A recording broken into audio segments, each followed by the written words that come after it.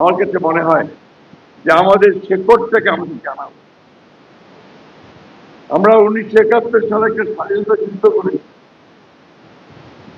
সেই স্বাধীনতার 71 সালের স্বাধীনতা যুদ্ধ আমাদের অস্তিত্ব, আমাদের একটা নতুন দেশ দিয়েছে, ভূখণ্ড দিয়েছে, আমাদের সামনে অনেকগুলো সুযোগ সৃষ্টি করে দিয়েছে, আমাদেরকে বেঁচে থাকবার, সামনে এগিয়ে যাবার, আমাদের সন্তানদেরকে একটা সুন্দর ভবিষ্যৎ দেওয়া।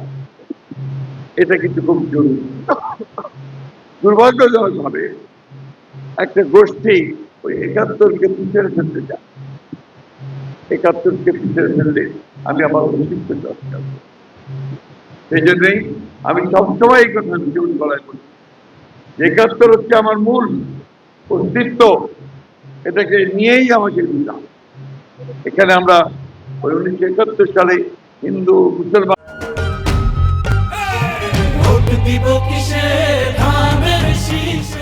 বৌদ্ধ খ্রিস্টান সব একসাথে এক হয়ে আমরা স্বাধীনতা যুদ্ধ করি। এখানে ধর্মকে ব্যবহার করে মানুষকে বিভ্রান্ত করার চেষ্টা করা হচ্ছে, মিথ্যা প্রচারণা করা হচ্ছে, যেগুলো আপনারা আমাদের স্বাধীনভাবে সিদ্ধান্ত নিতে ভুল হতে পারে। প্রিয় ভাই বোনেরা, নির্বাচন একটা 5 বছর একটাই আছে, আর যে ভোট আমরা দিই এই ভোটকে কিন্তু বলা হয় পবিত্র আমানত। আমরা বলি আমানত। এটাকে আমাদের ধর্মের ভাষায় বলে এটাকে খেয়ানত করা উচিত না, অর্থাৎ এটা নষ্ট করা উচিত। আমরা সেই ব্যক্তিকেই ভোটটা দিব যে ব্যক্তি সঠিকভাবে সেই ভোটের মর্যাদা রক্ষা করবে। এটা একটা ইম্পর্টেন্ট ব্যাপার যে আপনারা যে ভোটটা দেবেন নিজের বিবেচনায় সঠিকভাবে ভোট দেবেন।